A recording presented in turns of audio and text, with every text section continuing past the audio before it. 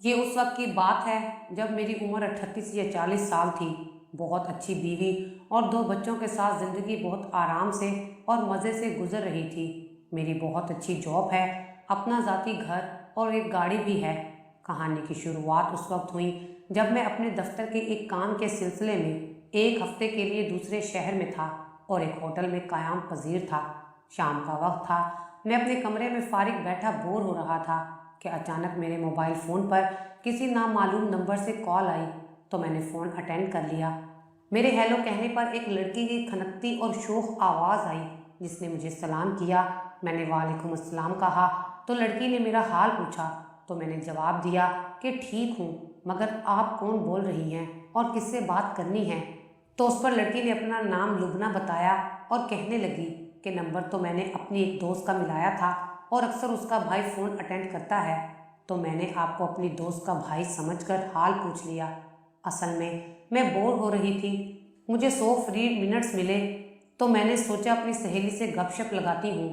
تو اس پر بے ساختہ میں نے کہا کہ لبنہ صاحبہ، میں بھی بور ہو رہا تھا اور فارغ بیٹھا تھا۔ لبنہ نے مجھ سے پوچھا کہ میں کیوں بور ہو رہا تھا، تو میں نے مختصراً اسے بتایا کہ دوسرے شہر میں ایک ہوٹل میں قیام پذیر ہوں۔ لبنہ نے پوچھا کہ آپ کی کسی لڑکی سے دوستی تو نہیں ہے؟ تو میں نے بتایا کہ میں شادی شدہ اور 2 بچوں کا باپ ہوں، ایک میچور مرد ہوں، کوئی شوخ چنچل لڑکا نہیں ہوں، تو بھلا مجھ سے کون لڑکی دوستی کرے گی؟ اس پر لبنہ کھلکھلا کر ہنسنے لگی اور کہنے لگی کہ دوستی میں عمر، سٹیٹس اور شادی شدہ ہونا نہیں دیکھا جاتا، دوستی تو بس دوستی ہوتی ہے۔ جس پر میں نے کہا کیا آپ مجھ سے دوستی کرنا پسند کریں گی؟ لبنہ نے مجھ سے میرے بارے میں پوچھا کہ نام کیا ہے، کیا کرتا ہوں اور کس شہر میں رہتا ہوں، اور ساتھ یہ شرط بھی رکھی کہ جھوٹ نہیں بولنا۔ تب میں نے اسے اپنے بارے میں سب کچھ سچ سچ بتا دیا۔ قصہ مختصر کہ ہماری دوستی ہو گئی۔ لبنہ بھی اسی شہر میں رہتی تھی جس میں رہتا تھا۔ لبنہ نے اپنے اور اپنے دوست کے گھر کے حالات یوں بتائے کہ وہ میٹرک پاس ہے، اس کی ماں فوت ہو چکی ہے، بھائی کوئی نہیں ہے، وہ کل 4 بہنیں ہیں، وہ سب سے چھوٹی ہے، باقی 3 بہنیں اس سے بڑی ہیں جن کی شادیاں ہو چکی ہیں اور سب اپنے اپنے گھروں میں رہتی ہیں۔ لبنہ اپنے باپ کے ساتھ ایک چھوٹے سے گھر میں رہتی ہے جو کہ شہر کے بالکل قریب اور مضافاتی علاقے میں ہے۔ لبنہ کا باپ ایک سرکاری محکمے میں ریٹائرمنٹ کے بعد شہر کے ایک پرائیویٹ اسکول میں چپڑاسی ہے، 3000 پینشن ملتی ہے اور 4000 پرائیویٹ اسکول سے تنخواہ، تو اس طرح گزر بسر ہو رہی ہے۔ لبنہ کی ابھی منگنی وغیرہ بھی نہیں ہوئی تھی۔ میں پورے 6 دن دوسرے شہر میں رہا اور ہماری کال پر خوب باتیں ہوتی، پھر میں واپس اپنے شہر آ گیا۔ ہماری روزانہ فون پر بات ہوتی، مجھے لبنہ کے ساتھ اپنائیت سی ہو گئی۔ 3-4 ماہ بعد لبنہ نے ملاقات پر زور دینا شروع کر دیا۔ پہلے تو میں ٹالتا رہا، پھر اس کے بے حد اصرار کے آگے ہتھیار ڈال دیے اور مقررہ دن اور ٹائم پر ہماری ملاقات ہو گئی۔ ایک ریسٹورنٹ میں ہم نے دوپہر کا کھانا ساتھ کھایا۔ لبنہ کی عمر 20 یا 21 سال تھی، بہت خوبصورت، گورا رنگ اور پرکشش شخصیت کی مالک تھی۔ مجھے یہ دیکھ کر بہت شرم محسوس ہوئی کہ کہاں 20 سال کی لڑکی اور کہاں میں 40 سال کا مرد۔ اس عمر میں مجھے زیب نہیں دیتا کہ میں بیوی کے ہوتے ہوئے جوان لڑکی سے دوستی رکھوں۔ لبنہ نے میری خاموشی کو محسوس کیا اور زور دے کر پوچھا کہ کیا وہ مجھے اچھی نہیں لگی، میں کیا سوچ رہا ہوں؟ تو میں نے جواب دیا کہ لبنہ، تم بہت اچھی، خوبصورت اور پیاری ہو، ہم دونوں کی عمر میں بہت فرق ہے، میں تم سے 20 سال بڑا ہوں اور مجھے اچھا نہیں لگ رہا۔ تو لبنہ نے کہا کہ ناصر صاحب، ہمارے درمیان صرف پاکیزہ دوستی ہے، ہمارا تعلق غلط نہیں ہے، میں آپ سے اپنے دکھ درد شیئر کرتی ہوں، آپ سلجھے ہوئے مہذب انسان ہیں، آپ ایسا کچھ محسوس نہ کریں۔ الغرض اس کی حوصلہ افزائی پر میں نے عمر والی بات کو دل سے نکال دیا۔ پھر ہم نے خوشگوار موڈ میں خوب باتیں کی۔ میں نے لبنہ کو ایک سوٹ اور ایک شال تحفے کے طور پر لے کر دی، پھر اس کو اپنی گاڑی میں اس کے گھر کے قریب ڈراپ کر دیا۔ الغرض ہماری دوستی چلتی رہی۔ لبنہ کے گھر میں بہت غربت تھی، مگر اس کے باوجود اس میں رکھ رکھاؤ، پناہ اور خودداری تھی، جس کا عملی ثبوت یہ تھا کہ اس نے کبھی مجھ سے کوئی چیز، پیسہ مانگنا تو بڑی دور کی بات، کبھی موبائل بیلنس تک بھی نہیں مانگا تھا، جس سے ظاہر ہوتا تھا کہ اس کی دوستی خلوص پر مبنی تھی۔ لبنہ نے آہستہ آہستہ مجھے نہ صرف اپنے گھر بلکہ پورے خاندان کے بارے میں تفصیلی بتا دیا۔ لبنہ کی ایک بہن نبیلہ، جس کے ساتھ اس کی بہت فرینڈشپ تھی، लुबना ने उसे अपनी और मेरी दोस्ती के बारे में बताया हुआ था। लुबना की दो बहनें तो अपने घरों में खुश और सुखी थी, मगर नबीला के ससुराल वाले अच्छे नहीं थे। उसका शोहर उसे बहुत तंग करता। उसका मूड हर वक्त उसकी बहन के साथ खराब रहता था, जिसकी वजह से नबीला बहुत दुखी थी। एक दिन उसके खावत ने नबीला और उसे बच्चों समेत घर से बाहर कर दिया। वो बेचारी रोती हुई अपने बाप के घर आ गई। अब मसला ये हुआ कि लुबना के घर में पहले ही बहुत गुर्बत थी। उसका वालिद एक ज़ईफ़ुल उमर शख्स था। घर का गुजारा बड़ी मुश्किल से हो रहा था। ऊपर से नबीला दो बच्चों समेत आ गई तो खर्चात बढ़ गए और उनके घर परेशानी रहने लगी। नबीला ने अपने खामद को बहुत फ़ोन किए कि आकर ले जाओ, मगर उसने सख्ती से इनकार कर दिया कि उसकी वापसी नामुमकिन है। इसी तरह 3-4 माह गुजर गए। किसी ने नबीला को मशवरा दिया कि तुम्हारे शोहर ने तुम्हें बिला वजह घर से निकाल दिया है, मगर वो तुम्हारा और बच्चों का खर्चा देने का पाबंद है। तुम अपने शोहर पर खर्चे का मुकदमा क्यों नहीं करती? अब मुकदमे के लिए वकील की फ़ीस और दीगर अखराजात की ज़रूरत थी, जबकि उनके पास कोई पैसा ना था। एक दिन लुबना ने मुझसे बात की कि अगर मेरा कोई जानने वाला वकील हो तो उसके ज़रिए केस करवा दूँ। जितना भी खर्च होगा वो थोड़ा थोड़ा करके दे देगी। इत्तफाक से मेरा एक बहुत अच्छा दोस्त वकील है, जो कि ना सिर्फ अच्छा और काबिल वकील है, बल्कि बहुत अच्छा और हमदर्द और नेक इंसान भी है।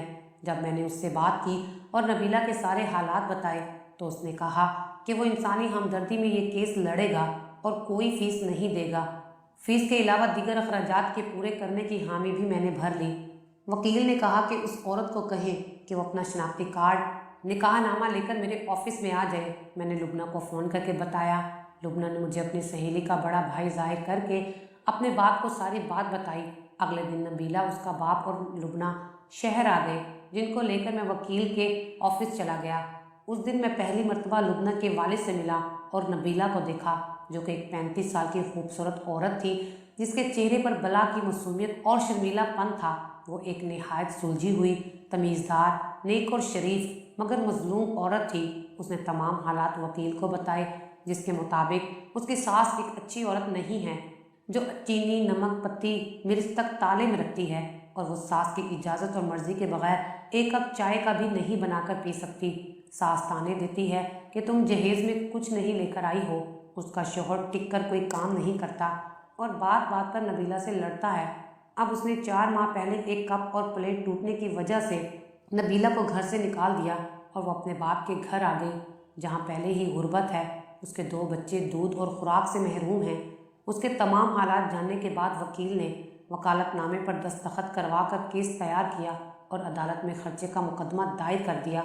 वहाँ से फारिग होने के बाद नबीला, लुबना और उनके वालिद को मैं अपनी गाड़ी में छोड़ने उनके घर गया, तो इस तरह मैंने लुबना का घर अंदर से देखा।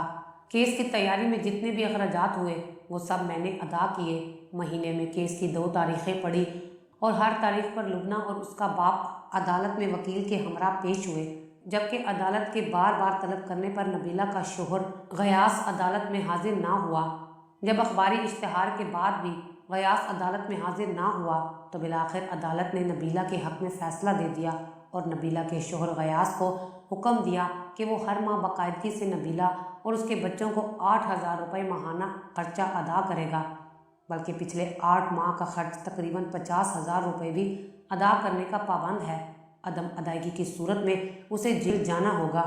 पहले तो गयास जानबूझकर अदालत में हाजिर नहीं हो रहा था, लेकिन जब उसे अदालत के फैसले और हुक्म का इल्म हुआ तो वो फ़ौरन नबीला को राज़ी करने और वापस घर ले जाने के लिए आ गया। मगर अब नबीला वापस अपने ससुराल नहीं जाना चाहती थी। गयास ने अपनी बीवी और ससुर की बहुत मिन्नत समाजत की, मगर नबीला ने अपने ससुराल जाने से इनकार कर दिया। गयास ने काफ़ी चक्कर लगाए, मगर नबीला वापस ससुराल जाने पर रजामंद ना हुई और पैसों का मुतालबा करती रही।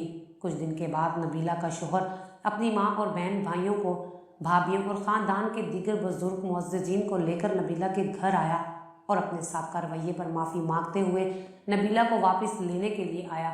उस सारी बात की इतला नबीला और उसके वालिद ने मुझे फ़ोन पर दी और मुझसे मशवरा तलब किया, तो मैंने उनको ये मशवरा दिया कि अब गयास काबू में आ चुका है, अब वो अदालत के फ़ैसले से भाग नहीं सकता। अब बेहतर है अपना घर ख़राब ना करो, वो तलाक भी दे सकता है, तो इस मौके पर अपनी शर्तें मनवा कर जेब खर्च तय करके वापस अपने खामद के घर चले जाओ। चुनाचा वो सब वकील के पास गए, जहाँ पर नबीला और उसके खामद का राज़ीनामा हुआ और ये तय हुआ کہ غیاث نبیلہ کو الگ گھر لے کر دے گا، اسے لڑائی جھگڑا نہیں کرے گا اور گھر کے خرچ کے علاوہ ہر ماہ نبیلہ کو جیب خرچ بھی دے گا۔ لہٰذا ان تمام شرائط کو ماننے اور صلح نامہ پر دستخط کرنے کے بعد نبیلہ اپنے خاوند کے ساتھ چلی گئی۔ یہاں شرائط کے مطابق نبیلہ کو الگ گھر مل گیا اور وہ سکون سے رہنے لگی۔ اس واقعے کے بعد لبنہ اور اس کا والد غلام حسین میرے بہت ممنون تھے۔ کبھی کبھی نبیلہ بھی مجھے فون کر کے بتاتی کہ وہ بہت سکھی ہے۔ وہ بھی میری شکر گزار تھی اور مجھے بہت دعائیں دیتی۔ میں ان سے یہی کہتا کہ یہ سب اللہ کا کرم ہے، میرا کوئی کمال نہیں ہے۔ وقت گزرتا رہا اور 1 سال کا عرصہ بیت گیا۔ لبنہ سے میری فون پر بات بھی ہوتی اور مہینے میں 1 آدھ بار میرا اس کے گھر چکر بھی لگ جاتا۔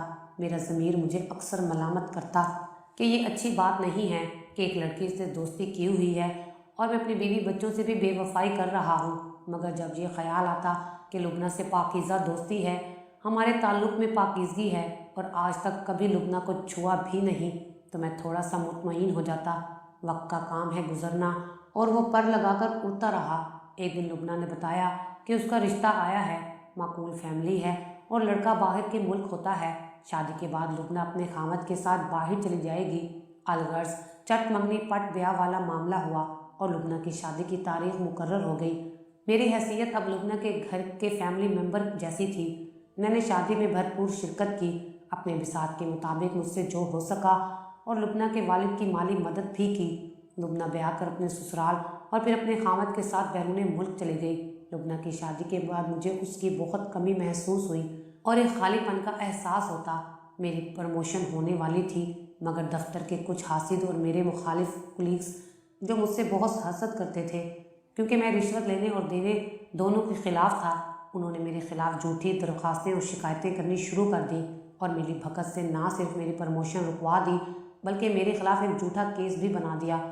کچھ عرصہ گزرا تو میری زندگی میں ایک بہت بڑا سانحہ رونما ہو گیا۔ ہوا یوں کہ ایک دن میں اپنی بیوی اور بچوں کے ساتھ اپنے سسرال جھنگ سے اپنی کار پر واپس آ رہا تھا کہ ہماری گاڑی کا شدید ایکسیڈنٹ ہو گیا۔ حادثہ اتنا شدید تھا کہ گاڑی تباہ ہو گئی، ہم سب بری طرح زخمی ہو گئے۔ جب ہوش آیا تو ہسپتال تھے۔ میرا ایک بازو 2 جگہ سے ٹوٹ گیا اور 4 پسلیاں بھی ٹوٹ گئی تھیں۔ ہمیں بہت زیادہ چوٹیں آئیں، دونوں بچے بھی بری طرح زخمی ہوئے۔ میری بیوی کو شدید چوٹیں آئیں، اس کی ایک ٹانگ ٹوٹ گئی اور ریڑھ کی ہڈی میں فریکچر ہو گیا۔ وہ بہت کڑا وقت تھا جو ہم نے شدید اذیت میں گزارا۔ ہم تقریباً 1 ماہ ہسپتال میں رہے۔ میں اور دونوں بچے تو چلنے پھرنے کے قابل ہو گئے، مگر میری بیوی کا ریڑھ کی ہڈی میں فریکچر کی وجہ سے نچلا دھڑ مفلوج ہو گیا اور وہ چلنے پھرنے کے قابل نہ رہی، تو اسے ویل چیئر پر بٹھا کر گھر لے آئے۔ ڈاکٹر نے مجھے 4 ماہ کا مکمل ریسٹ علاج کے ساتھ تجویز کیا۔ گھر کا سارا نظام دھرم بھرم ہو گیا، بچوں کا اسکول جانا بند ہو گیا، بیوی معذور ہو گئی۔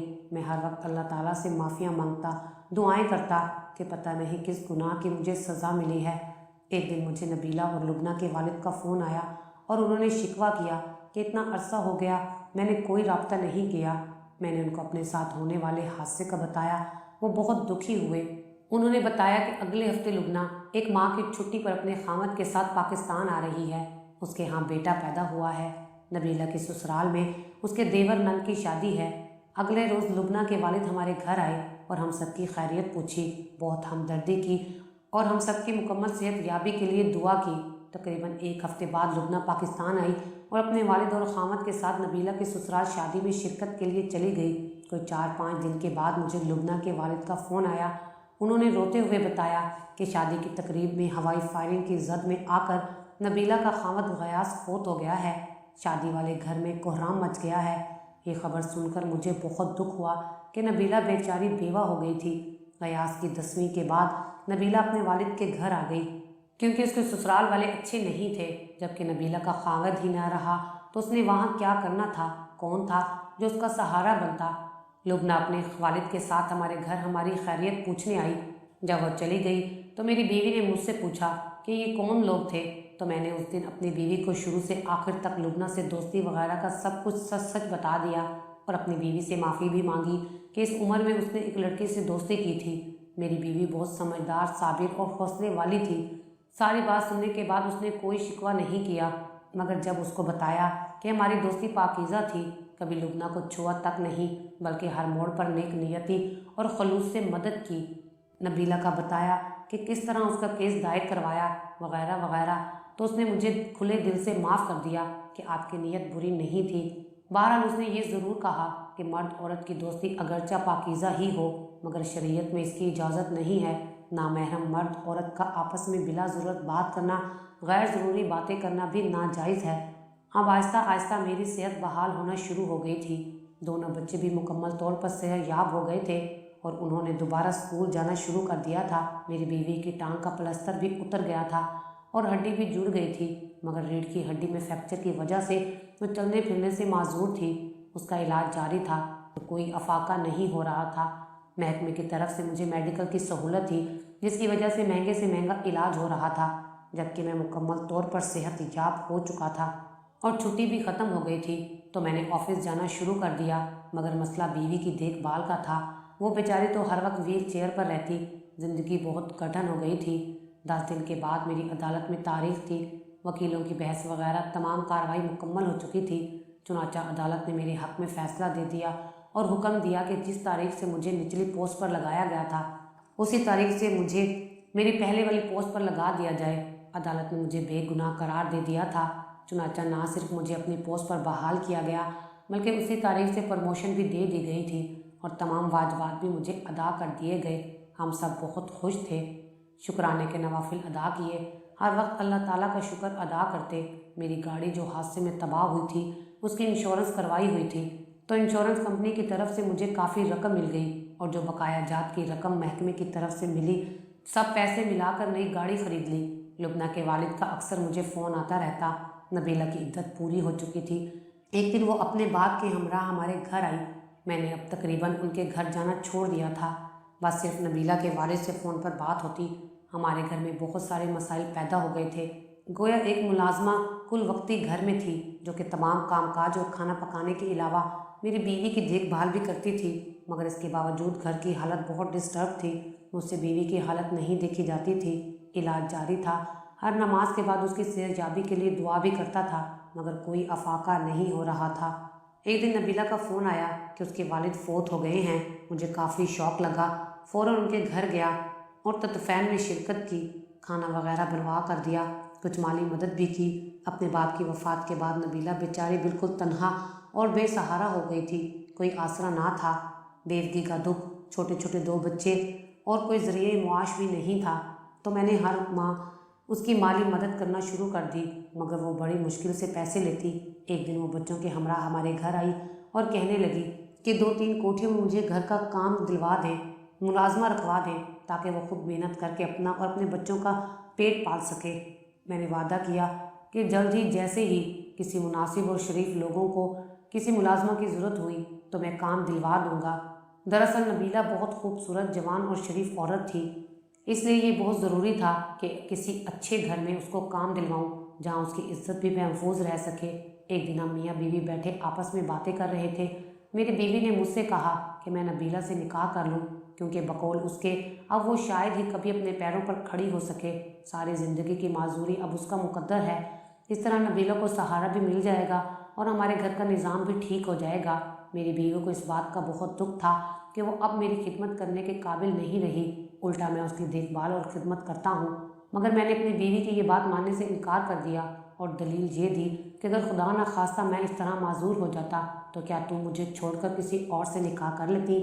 میں نے کہا کہ تم میری زندگی کی ساتھی ہو، میں تم پر کبھی سوکن نہیں لاؤں گا اور خدا کی ذات سے بہت پر امید ہوں کہ وہ تمہیں ضرور صحت مند اور تندرستی عطا فرمائے گا۔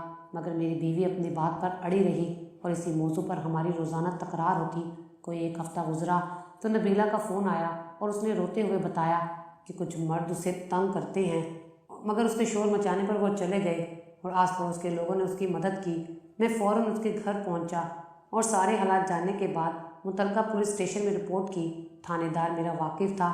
اس نے نبیلہ کی نشاندہی پر 2 بندوں کو پکڑا اور تھانے میں لے جا کر ان کی خوب چترول کی۔ بعد ازاں علاقے کے معززین نے معاملہ رفع دفع کروا دیا۔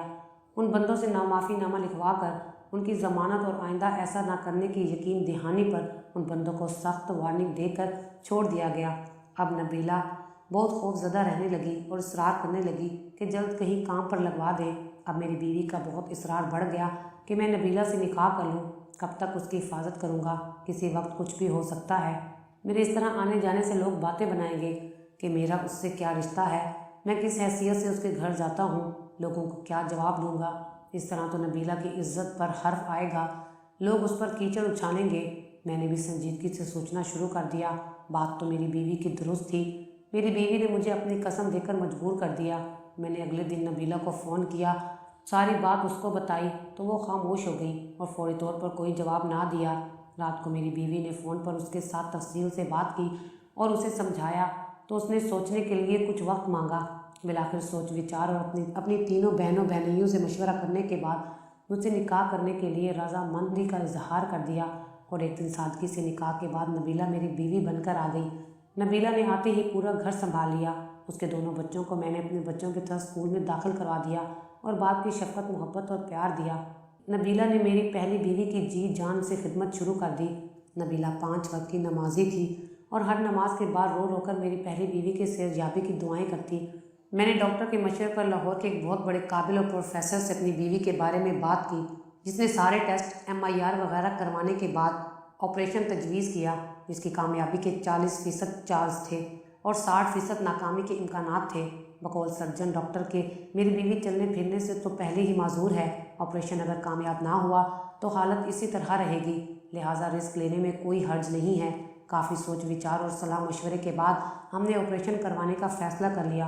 अपनी पहली बीवी रेहाना को एम्बुलेंस में लाहौर ले गया और वहाँ ले जाकर अस्पताल में दाखिल करवा दिया। नबीला ने रेहाना की सेहतयाबी ऑपरेशन की कामयाबी के लिए 1 माह के रोज़े रखे। नबीला और बच्चे रेहाना के साथ ही लाहौर आ गए।